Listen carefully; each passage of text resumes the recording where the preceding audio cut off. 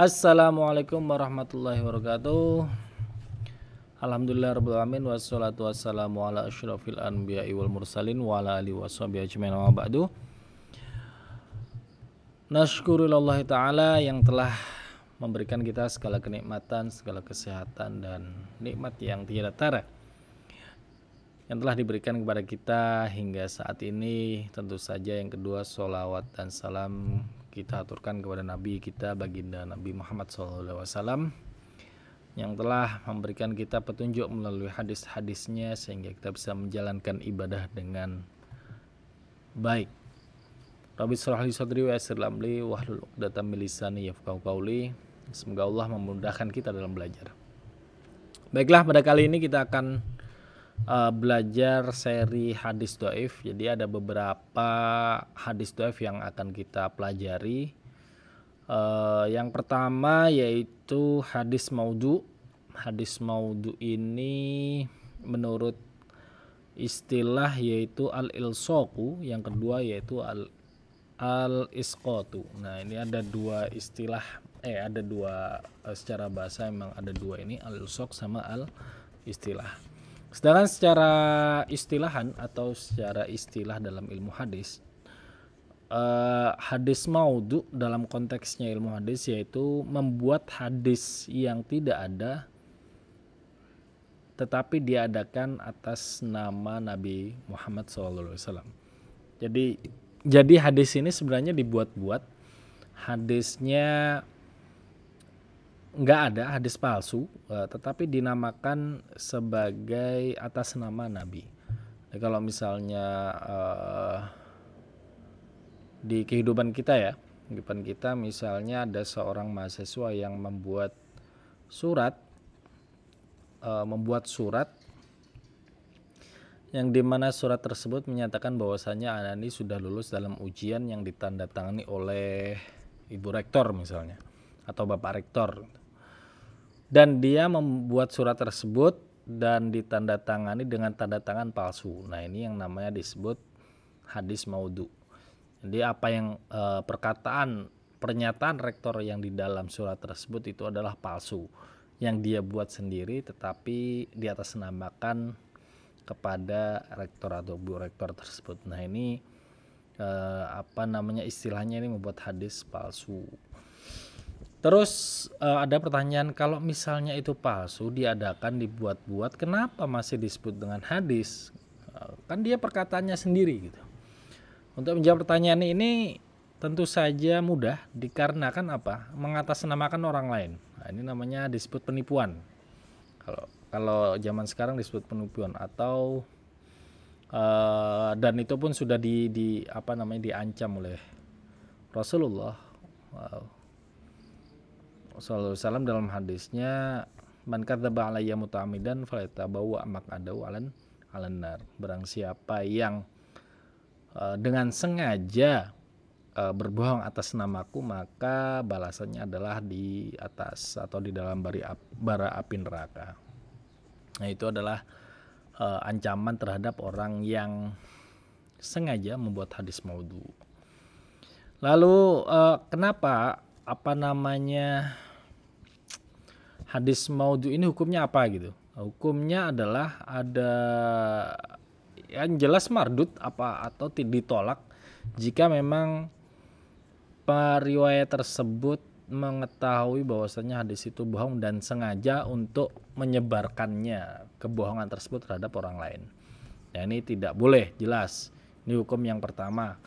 Hadis itu mardudun, tidak diterima dikarenakan hal tersebut. Dan ada yang kedua, hukum kedua, apabila orang yang meriwayatkan tersebut mengetahui bahwasanya hadis tersebut maudhu dan menjelaskan kepada thalibul ilmi atau murid-muridnya atau pada para jamaahnya bahwasannya hadis yang saya riwayatkan adalah hadis maudhu atau hadis palsu, maka itu diperbolehkan dengan catatan itu tadi, yaitu menjelaskan di akhir atau menjelaskan di awal atau di awal dan di akhir juga boleh, menegaskan bahwasanya hadis yang dijelaskan adalah hadisun maudhu. Maka itu diperbolehkan karena untuk tholabul ilmi. Pertanyaan selanjutnya adalah bagaimana kita cara mengetahui bahwasanya hadis itu maudhu. Nah, caranya gimana nih? Yang pertama tentu saja ada iqrar atau pernyataan dari yang membuatnya. Misalnya si A menyatakan bahwasanya oh iya itu hadisnya itu hadis maudhu, hadis sengaja yang saya buat kemarin itu. Entah apa motif tujuannya dan seterusnya. Terus yang kedua adalah dicurigai dari ikrar atau dari pernyataan tersebut dan setelah itu hasilnya diinvestigasi oleh syekhnya. Jadi misalnya oh iya saya itu menerima hadis ini dari si fulan. Fulan itu dari si fulan lagi, fulan B gitu. Dan ditanya lalu diinvestigasi. Oh, kamu belajar dari si fulan ini, Syekh fulan ini di mana? Oh, saya belajar di masjid sana di Madinah itu. Oh, gitu ya. Oh, berarti fulan itu setahu saya meninggal tahun 90. Oh, tahun 1990. Kamu kesana di kapan itu? Oh, saya ketika haji musim kemarin gitu, tahun 2000-an, 2001, 2002. Nah, dari sini ada juga indikasi bahwasannya beliau ini membuat hadis maudhu karena tidak bertemu dengan syekhnya. Syekhnya meninggal tahun 90, dia haji ke Madinah tahun 2000. Nah, artinya ada 10 tahun yang terputus di situ, tidak ketemu syekhnya. Bisa jadi hadis yang dia riwayatkan itu adalah hadisun maudhu atau hadis yang dia buat-buat ya biar keren lah mungkin.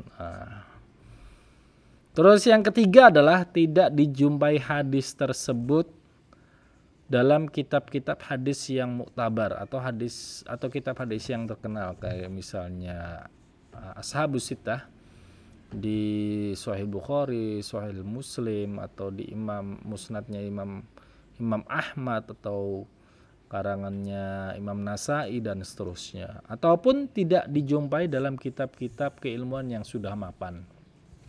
Dalam kitab-kitab yang sudah terkenal tidak dijumpai hadis tersebut. Nah, bisa jadi terindikasi hadis ini adalah hadis maudhu. Terus yang keempat yaitu hadis yang menyatakan tentang usuluddin atau tentang asal usul ad-din atau dalam ilmu usuluddin, ilmu Al-Quran, tafsir, ilmu hadis, ilmu fikih, bisa jadi tidak masyhur di antara para muhaddis. Nah, meskipun ilmu ini dalam bab tentang akidah misalnya, tapi tidak terkenal oleh para muhaddis. Nah, ini bisa jadi indikasinya adalah hadisun maudhu. Nah, siapa saja orang-orang ini? Orang-orang ini adalah yang pakai hadis ini ada diantaranya adalah orang-orang zindik. Orang-orang zindik itu orang yang zahirnya aja Islam tapi aslinya masih kafir gitu. Secara KTP-nya Islam tapi hatinya itu masih hati orang kafir, yang ingin menghancurkan Islam. Ada juga orang yang khawarij, yaitu orang yang keluar dari Baiat Ali, yang pergi dari dalil dan tidak setuju dengan pendapatnya khalifah pada waktu itu sehingga keluar. Dan orang-orang ini sangat fanatik dengan agama, yaitu terjadinya salah satu motif politik yang menjadikan hadisun maudhu.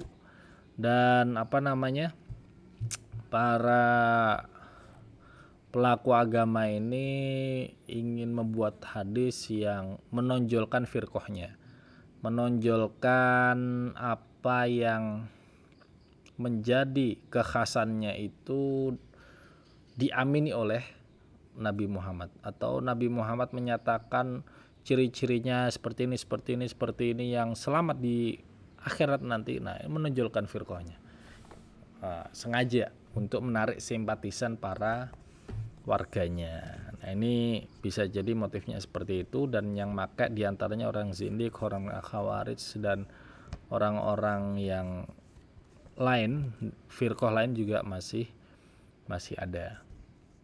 Tapi kita contohkan 2 itu aja tadi ya. Oke, selanjutnya kita akan membahas hadis selanjutnya adalah hadis mudraj ya. Hadis mudraj ini adalah hadis yang ada tambahan. Hadis mudraj ini adalah hadis tambahan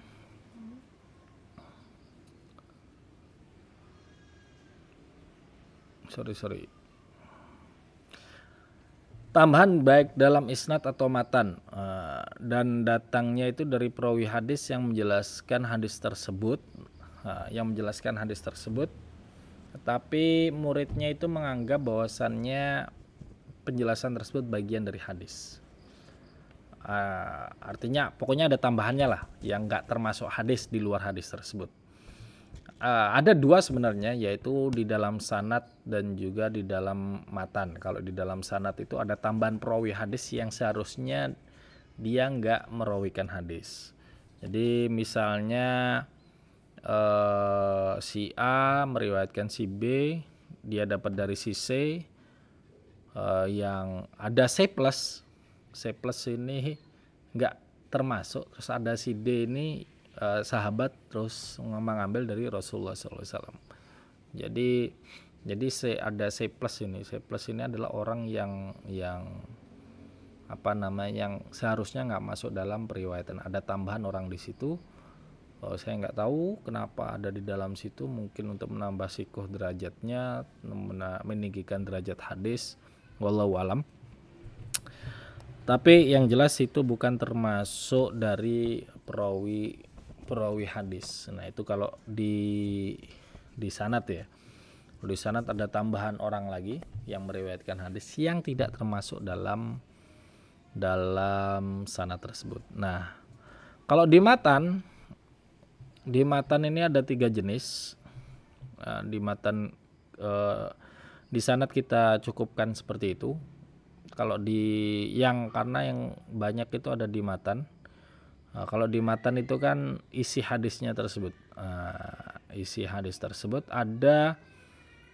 ada namanya di matan hadis, ada fi awalihi, dan juga di akhir, dan juga di tengah.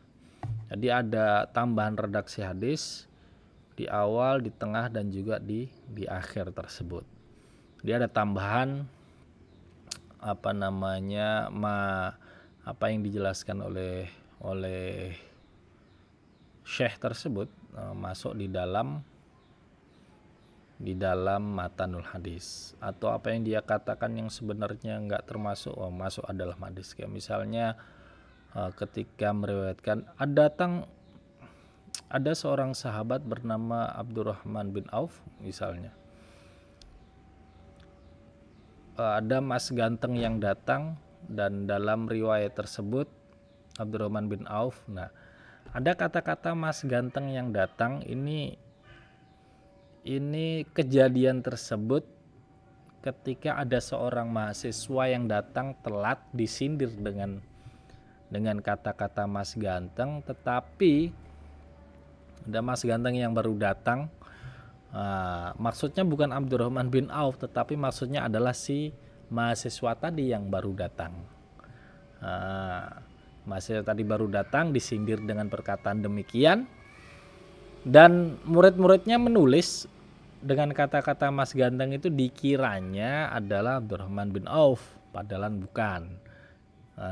Inilah yang disebut salah satunya, yaitu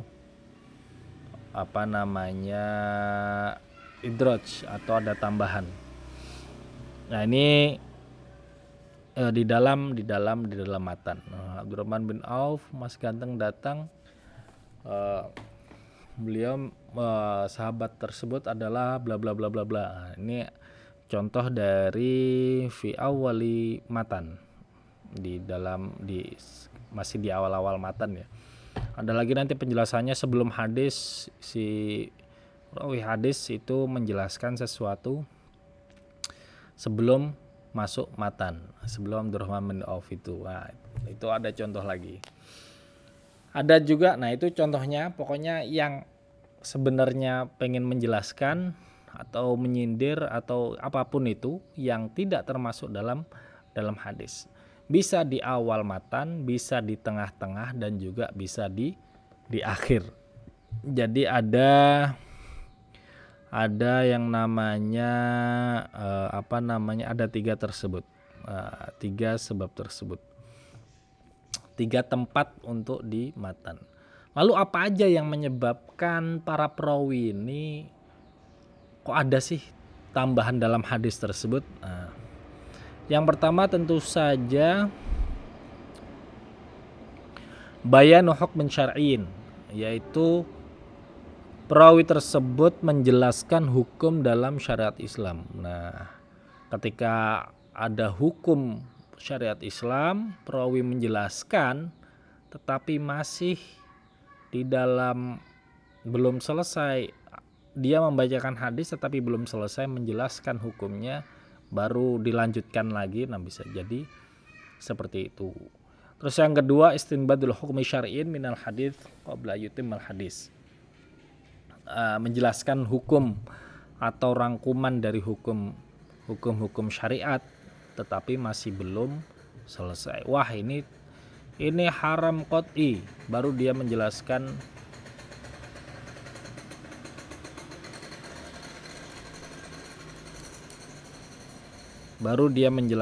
yang namanya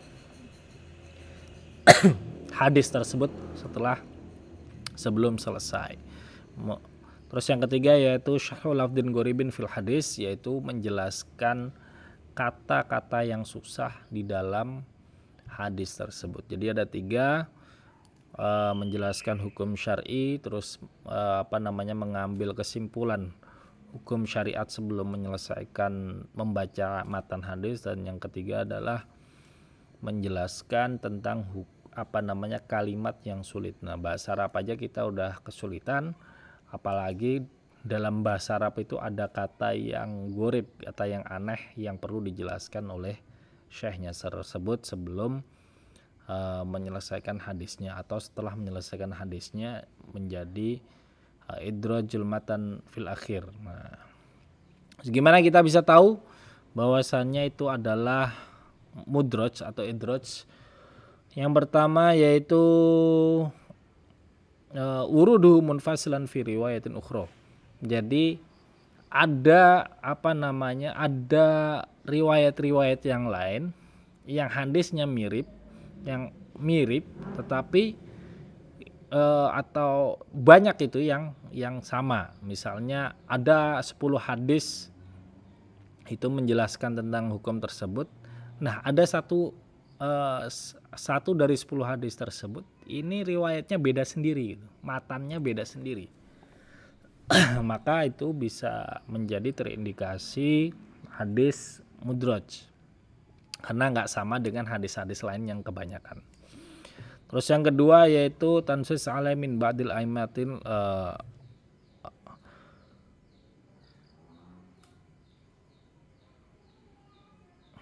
yang kedua yaitu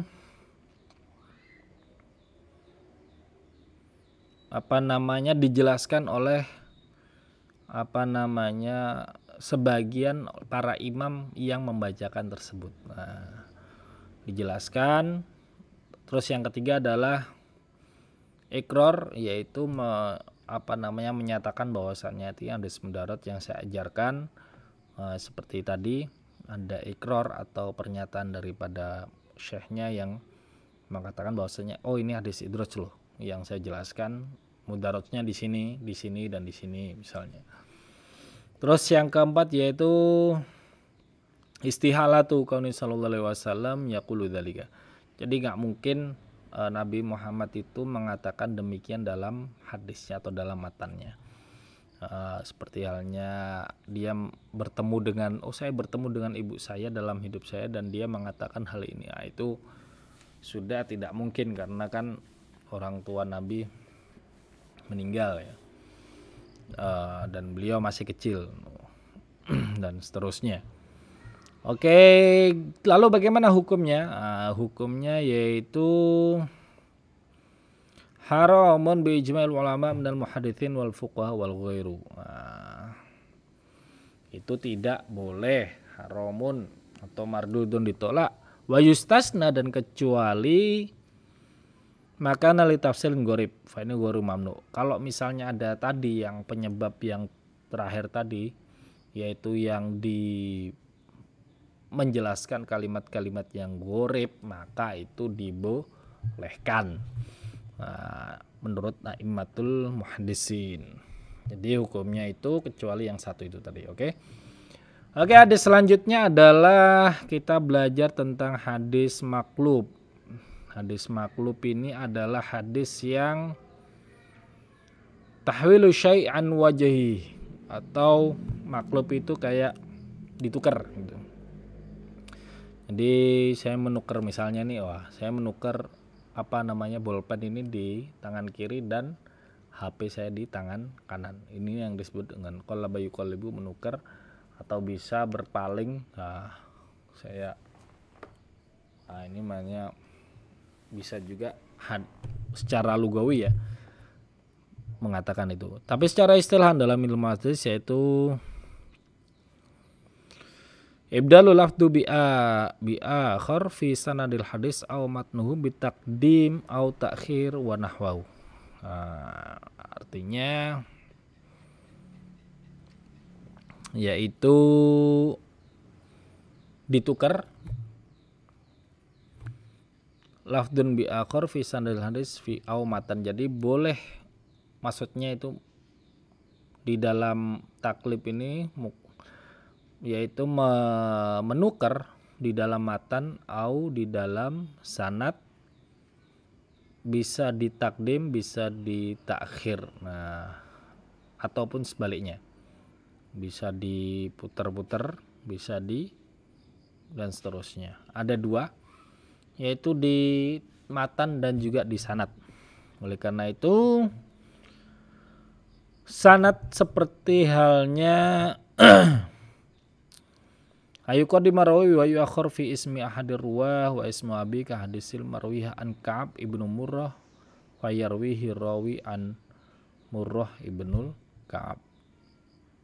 Jadi harusnya itu Ka'ab ibnul Murrah, tetapi dalam matan tersebut kebalik, Murrah ibnul Ka'ab.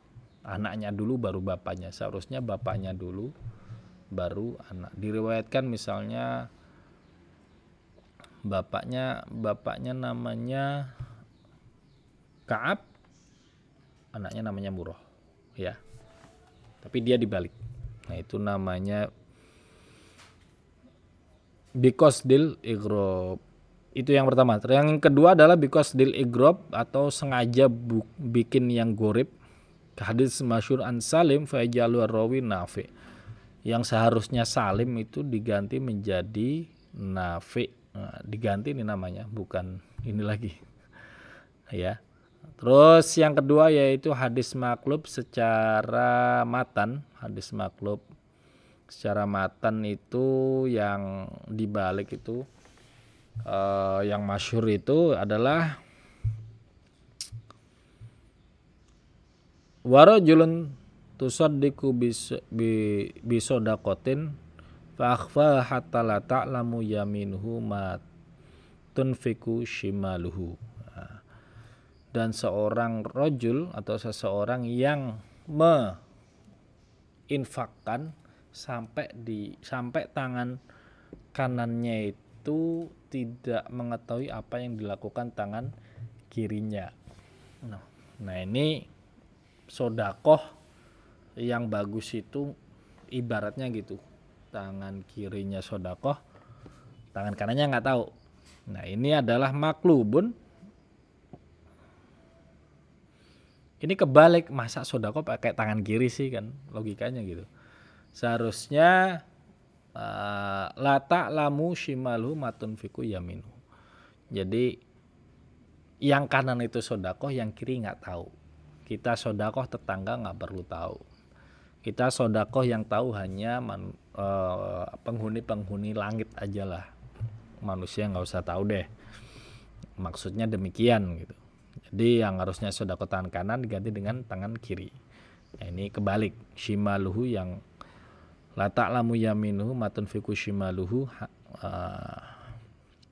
kebalik ya. Seharusnya la ta'lamu shimaluhu matunfiku yaminuhu, jangan dibalik-balik. Terus ada yang bentuk kedua, yaitu menjadikan riwayatnya sanad dan matan ini berbeda. Jadi misalnya ada dua sanad, ini dua sanad artinya ada dua hadis. Yang A, sanadnya yang A, tetapi matannya si B. Begitu juga dibalik, yang sanadnya B, matannya di A. Nah, begitu ya. Paham ya? Nggak usah digambarkan. Jadi sanadnya di A, matannya di B, dan matan yang hadis kedua adalah matan sanadnya di B, matannya di A, dibalik. Jadi seharusnya itu begitu, seharusnya matan A dan juga sanad A, yang hadis kedua sanad B, matannya juga di B, tapi ini ditukar. Ini boleh kalau likosdil imtihan, untuk ujian para muhadis, seperti halnya Imam Bukhari di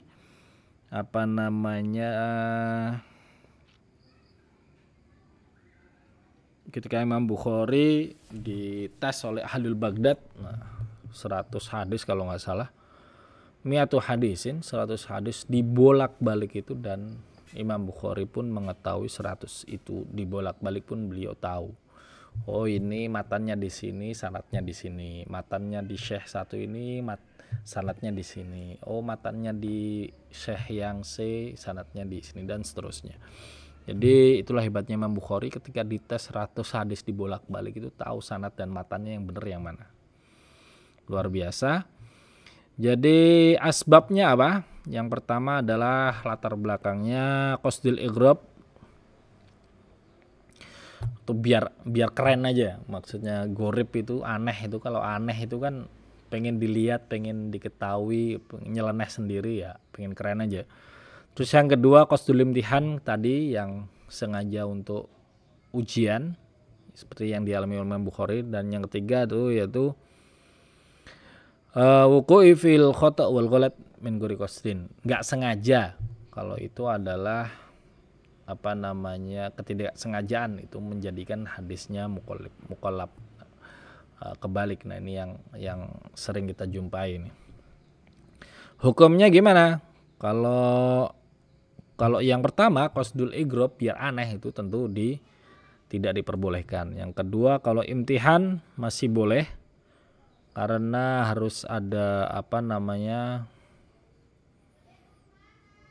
tathbit, atau untuk mengetahui kapasitas kadar keilmuan hadis seseorang, itu diperbolehkan.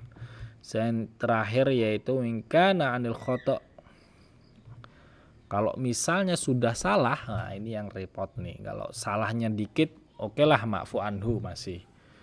Beberapa hadis ya 2-3 hadis mungkin masih boleh lah. Tapi kalau sudah banyak ini, wah ini menjadikan orang ini menjadi ya ja'alhu jahil, atau ya ja'alhu dhaifan. Wah, ini orang ini dhaif, lemah dalam hafalan. Oke, itu tadi ada 3 hadis yang dhaif yang kita bahas, yaitu hadis maqlub, hadis mudraj, dan juga hadisul maudhu. Oke, semoga bermanfaat. Sampai ketemu di lain waktu. Syukran. Wassalamualaikum warahmatullahi wabarakatuh. Alhamdulillah.